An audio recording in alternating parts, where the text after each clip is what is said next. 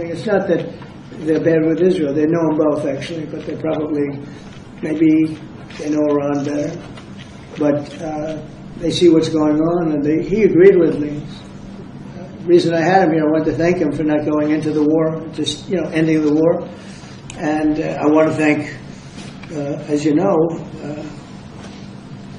Prime Minister Modi just left, just a little while ago, just left. And we're working a trade deal with India. We're working a trade deal with Pakistan. And they were both here. But I was with Modi a few weeks ago. He was here, actually. But now we speak to him. And I'm so happy. There was a deal that two smart people, plus, they have people on their staff too, but two very smart people decided not to keep going with that war. That could have been a nuclear war. Those are two nuclear powers.